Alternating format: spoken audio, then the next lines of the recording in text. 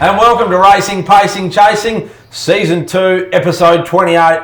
I'm Aaron Bain, joined by Rocky Butterworth. It's time for the pacing segment, mate. Welcome. How are you, buddy? Oh, mate, it's just a fabulous time of week. I know I say it every week, but it just doesn't get boring. It's just a calendar. When you sit down on a Monday morning and plan your week, it's the first meeting you put in, isn't it? It is. 7 o'clock with you tonight. Yep. Wednesdays are out. We're at the General Havelock.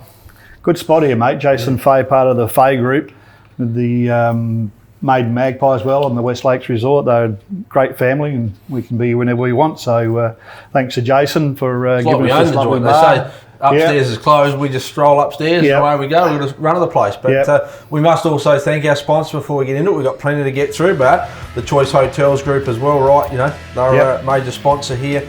Also the Gorlin Kapunda Harness Racing Club for their support of the pacing segment week in and week out, and Air Diffusion Agencies. We can't go a show without thanking our Platinum Program partner, Billy and his family, doing a fantastic job. Hopefully this time next week we'll have their logos on our shirt, Rocky. Looking forward to that, promoting that further. Now, bit to cover this week. We've got rumour or humour. We've got news, brews and barbecues. Rumour or humour's action-packed this week. Leroy the Lizard, he's got his chest out. I tell you what, there's he, what, and some horses to follow. But I was reading my notes this week, Rock, and I actually had to ring in. I was giggling. It was just, I said, are you serious with some of this stuff? It's quite humorous. So viewers, if you've seen a good show, I reckon this is one of the best yet. We've got plenty in store. We haven't got a special guest, but we've got plenty to get through. Now, let's kick off with rumour or humour this week. New sponsor, Rock. You haven't heard about this one?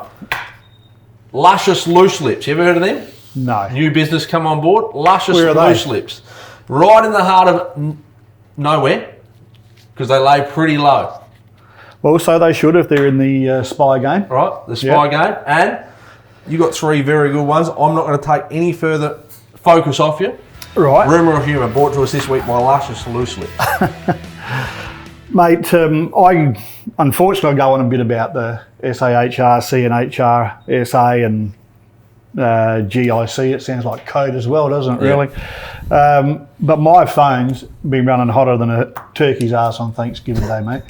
It just won't stop. It is boiling hot, and every rumour, unfortunately, is, and I'm not saying they're negative because they might be wrong, but we keep going back there because we don't hear much information. So, and the guys that ring me, they just hear HRSA or they hear... The reason your phone's ringing like it is now, because people know that you do this segment weekly and they want to feed Well, maybe, but they're also blokes who have zero interest in harness racing. So they just give me a call because they hear it in the rooms that they wander in. And this week I've got a call from the Spy that I call collateral damage, because everything that gets in his way, mate, he just knocks over. There is a lot of code this week. Yeah, and he says there's been 2 resignations from the committee at SAHRC on the weekend for very different reasons. Right. But I think both of them were part of the group that were sent over by HRSA to be part of the committee at Globe Derby. And one's resigned because the powers weren't that happy that he or she has started to go off in different tangents and wasn't sticking to the game plan, but that's all I'm hearing there. And the other one, well, if the rumours are right there, that's a really uncomfortable one and not one we can go into. But that's what I've heard, that 2 members of the SAHRC committee resigned on the weekend. Rumour or humour? Well, if it's true, there's no humour in this one, that's for sure, mate, when it comes out, but we'll see how it goes. Number 2. Number 2, just quickly saying that last week we said that Kevin Seymour was the man that they reached out to plonk the 2.2 million in. Now, as I said, Kevin wouldn't do that without wanting something. But the proposal was put to the committee, and it's been put to bed now because there was a couple of no votes on the concept. So they're now back to square one, really. They still owe the 2.2, so we're back to the dog chasing its own tail and spinning around and around in circles with that one. Rumour or humour? No, I think that one's a good rumour as well. Number 3. Number 3, well... This is interesting. I read this and rang you and said, I don't know anything about it. Well, neither did I until this morning. and it's a bloke that wanders around in very low places. Right. And he's called the Sickness. Right. Yeah, because everything he touches, he just infects it. You know, Right, he's just one of those germy blokes that code's gone way over my head tonight, but anyway. But he said to me he heard that Globe Derby is going to be shut down for a month very, very soon. When I say that, in the next 6 weeks to 10 weeks, to do some track upgrade and maybe part of the $800,000 grant. But during that 4 or 5 week period, all the Saturday night races will be at Port Pirie, and the Monday afternoons, I'm hearing, will be maybe all of them at Kapunda, at Strathalbyn, and maybe one might go to Kapunda, but I'm hearing if they can do it, Strath will get the lot. Now, again, we say to that, that's fine. I have no issue with that, but trainers and owners will, because I'm pretty sure the trainers won't like hitching up their floats and heading off to Pirie and then coming back for a day and heading up to a lot of travel. Strathalbyn. It's a fair bit of travel. And other states are used to it, but yeah. Yeah, and then we said that for a long time, mate, that other states are used to this, but we'd travel to Mildura if the borders were open, but we'll do what we have to do. But interesting that you found that out before many of these stakeholders. Yes, yeah. So rumour or humour? I think it's. I don't think the trainers will find it humorous if it's true that they've got a hitch up. But I'm pretty strong that the rumour will come to fruition, mate.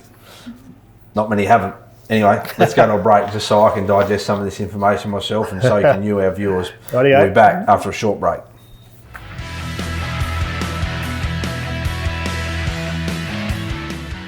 Back now with news, brews and barbecues. Rocky, I've tried to comprehend some of that myself, and some of these contacts you do have lurking around the streets of Adelaide. I just don't know where they come from, but they seem to be in the know.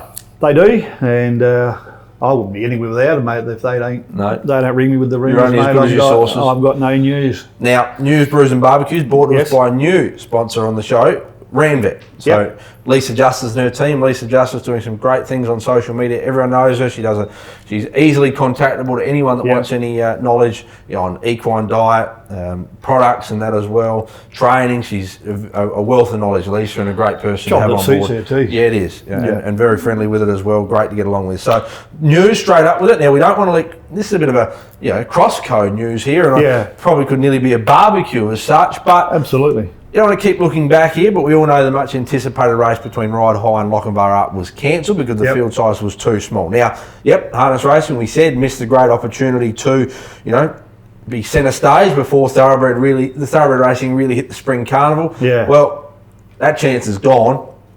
Thoroughbred New South Wales have said we'll seize that opportunity. We've got Nature Strip going around in the Concord Stakes at Group 1 level on Saturday. Mind you, it's not a $20,000 race, it's a $350,000 Group 1, as I said, and he just goes around against 4 rivals. That's a field of 5 for $350,000. 2 of those have nominated, and they're 101 plus, and they'll probably drift by the time the race goes around. Now, that race, that'll gain some excitement. Everyone will be tuned into the TV to see what Nature Strip does. G-Tra, second favourite on the second line of betting, but everyone's there to see the best horse currently, probably in the world, Nature Strip. Well, the phenomenon of Chris Waller continue on. They've made it this, mate. The 2 trials that Nature Strip's had, it's all over the internet. You turn on the radio and they're talking about how good it's trialled. So they've really pumped up that this is going to be the preparation for the Nature Strip. And look out, we could have done the same. Yeah. There was only a $20,000 free for all. And we only had a workout at Ballarat, and it didn't quite have the same atmosphere, did it?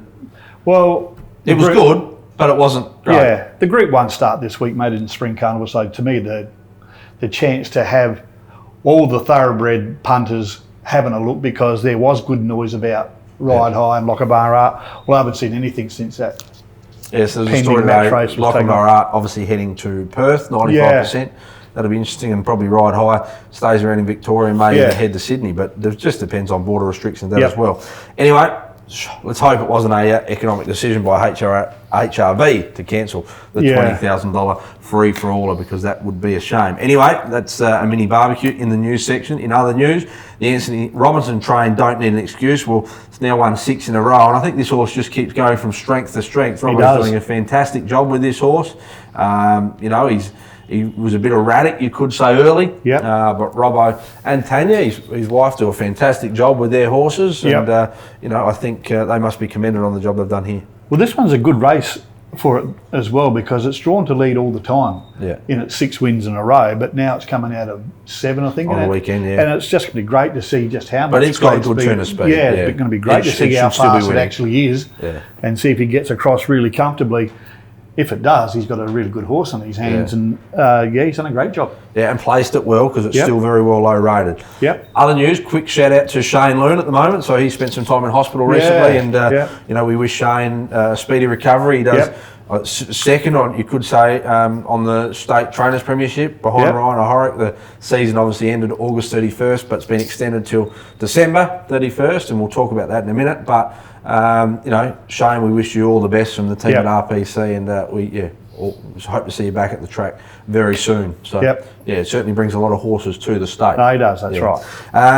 On that, we talk about the season, and probably just before we jump in there, but so the season today announced that it's going to be extended from to calendar year. So not extended, it'll be changed to calendar year following this season, which has been extended now to the 31st of December.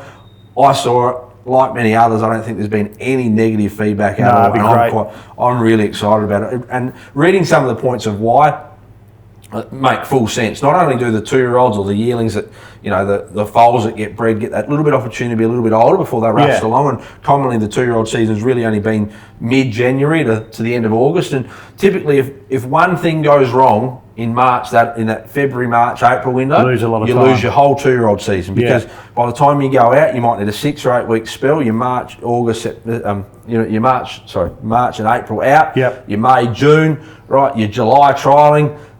You don't leave much room for error, and there is an on-wave effect. We got a 2-year-old trialling on Sunday.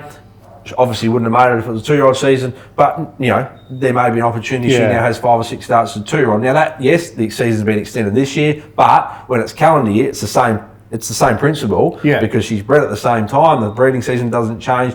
And I think the biggest benefit, like when I saw one of the comments today, that the sport will get to promote many of their big races in the spring and the summer when you want to attract crowds. Now, yes, gone are the days you want to attract crowds back to the track, but it's a big thing for some of these. And Cox Plate night, you've got the you've got the AFL Grand Final. And imagine Friday night if you had Ride High versus Lochinvar Art in Melbourne, and there were no COVID restrictions. There's many things that can be done. Southern Cross pushback. I'm really excited about it. I think it's a great initiative, and it doesn't affect the breeding season, which is great, except that it gives the yearlings, just as you said, just that little bit more time. Speaking of yearlings, mate, Gary Newton put a post up on Facebook today of Steve Norman's horse. Major Secret. He's a beast, isn't he? I think he's underutilised here in South Australia. I don't quote me. I reckon Steve said he might have done 30 odd mares. I think he'll gain more interest for the value. And we've got to get Stephen back on the show to talk about this breeding season. So next time we're in Gawler, we'll get him on, because he's a good fellow to talk to and great support of our show. Other news we can't go without mentioning and congratulating HRSA not only on their first, but the announcement a couple of weeks ago, which we spoke about, of the second Super Saturday coming.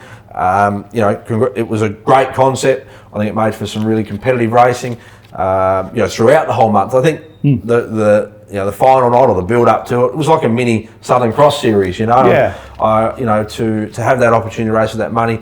Interestingly, I believe there's a survey coming out in the next week or two to that same sort of group, and to discuss with industry on stake distribution and what it could look like going forward. One suggestion I had.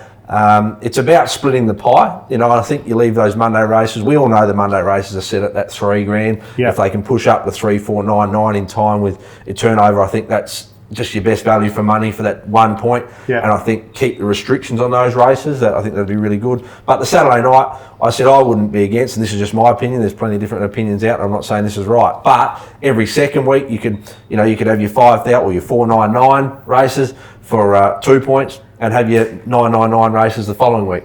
Yeah. Yes, there's a little bit. There's a $1,000 different split because you're taking $2,000 off week prior. You're adding $2,000 on. You don't have to do it with every race, but make some mini heat finals.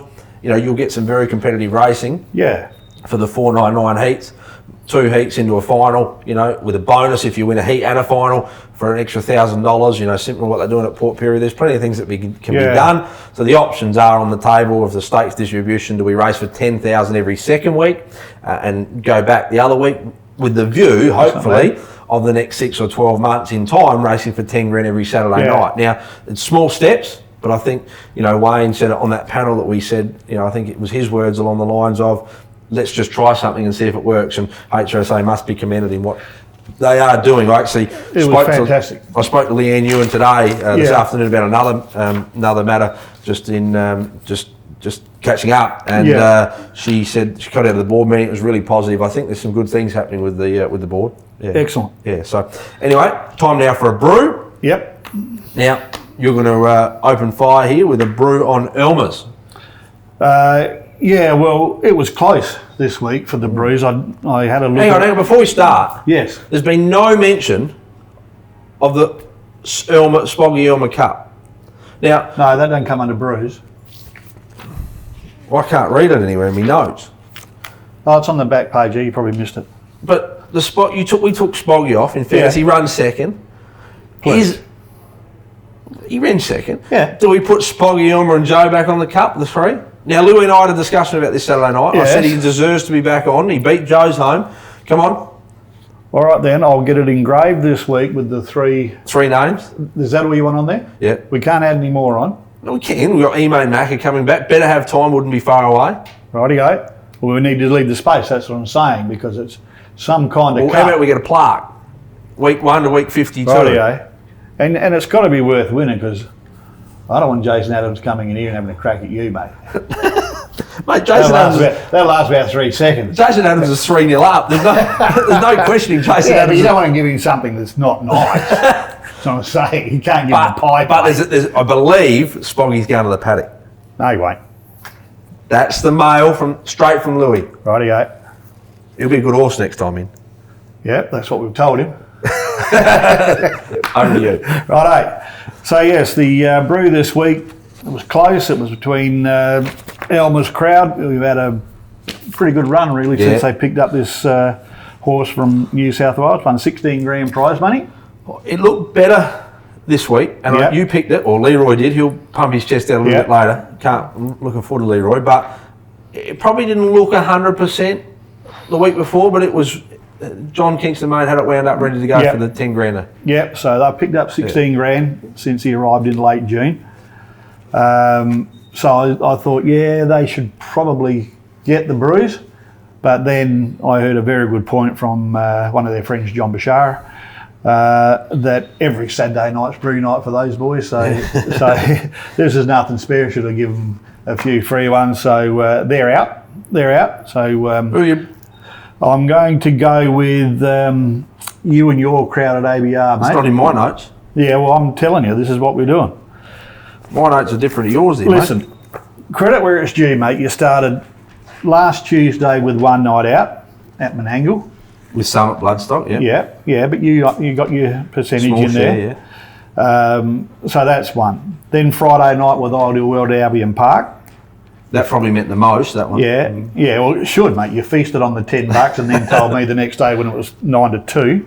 Don't make me start on you, mate. I'll barbecue Saturday night, you won a couple of $10,000 races, and that was very, very well planned. That was good planning from a long, long time ago when we first heard about the $10,000 races with one of mine, It Ain't the Money, and Got a Thunder. But apparently you've got some other friends as well, mate, so you've smashed sports bet in the guts on Friday before me and my owners munched on the crumb that you left behind $2.15 or something, so that was terrific. And then Monday at Globe, you got Alcatraz Lass. Yeah. Never looked like losing. I did at the start. What was Wayne doing? So that was just a few more sprinkles on the chocolate cake that you'd made. I'm on a diet, mate. And we did discuss Alcatraz Lass, and honestly, $2.50 was like stealing peanuts from a blind squirrel. No doubt about that. So that's 5. So it's Brews for you this week, mate. Fair's fair. All right. It's a very, very good effort. Yeah. And the dinner's on you. What dinner? Well, the Cavs took you because you pestered them into submission a few weeks ago. Oh, they opened their mouth. And they took you out. So we're going to have the Cavs, the freeloader. He's coming. Who? Team Hill times 3. 3? 3. Noah. Sorry? Noah. Wayne's Noah. No. Okay. I'm going to bring the mum along. Right. She's had a lot to say in recent weeks. She has. So she's a good team player. So Danny, Wayne, and Sue, and me and you. Right. Where are we going? That's 8 of us. Well, that's the good bit. Because I'm going to go your halves. Oh yeah. Yep. Right. I'll pick the restaurant. Right. And you can pay for it. That's halves. That's typical you. That's fair enough, isn't it? That is typical you. So I'll pick it. Where is it? Somewhere. Oh, I don't know, mate. Chows? Lenzerheide, something like that. Lenzerheide. So anyway, mate, well done. 5 winners, regardless that you're the host of the show. It's a terrific performance. You planned really well for the Globe Derby runs. Alcatraz Lass is flying. Might join the team up in Queensland. The Money and Got a Thunder are going to join Ideal World and for the cause up there. And we'll see how they go, and then we'll bring them home. Yeah, no, really looking forward to that Queensland campaign. Yep. So Narissa kicked us off on the right foot. So Bruce to her from us. But anyway, no barbecue this week. No barbecue. I couldn't barbecue anybody. I was actually gonna barbecue. Did you and Louis bring the sporting disrepute on Saturday? No, that was a cordial conversation. We just had a nice conversation walking down from the hill, and I congratulated him for the effort he'd done, and I thought that I actually commended him on his effort for reminding the driver that the horse goes rough into the first turn and just to sit against it. And well done. They did that. I'm telling you, next preparation, it'll be a good challenge. Look at Elmer, you're saying? Didn't say that. I just said he'd make a nice horse. I wouldn't do that to Jason Adams. Righto, mate. I get along with Jason all right. We'll leave it at that. Anyway, it's time now for Leroy the Lizard. Oh, look.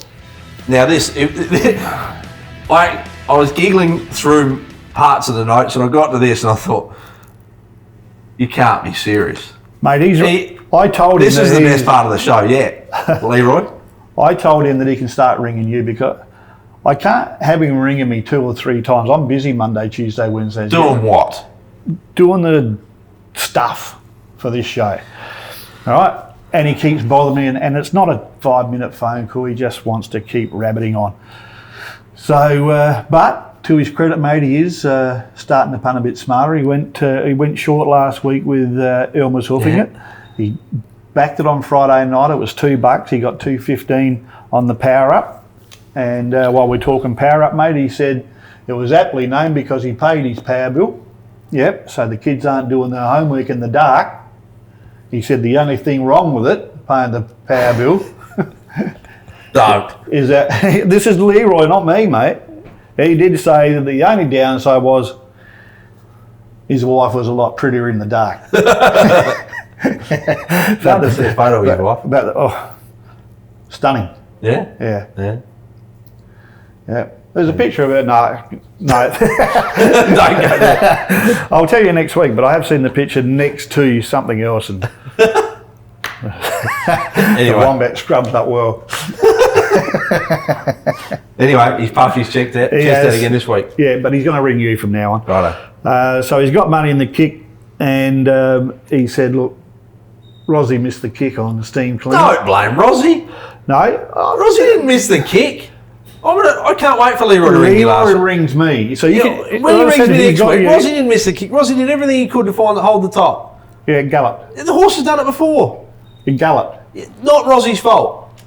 According to Leroy the Lizzie, you're butting in too much on Leroy, I'm sticking up for Ryan. Because so it's gallop from the pole. That's all we're saying. You don't talk about the best gate driver in the land about this. All the nose galloped. Yep. Right. So instead of leading, it saddled through the fence. Yeah. Lead us back. Still got the. Where's through the fence come from? We end up through the fence. Thanks, Ross.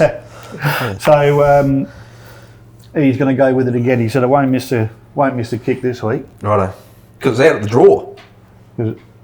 It's drawn 2, mate. Why isn't it out the draw?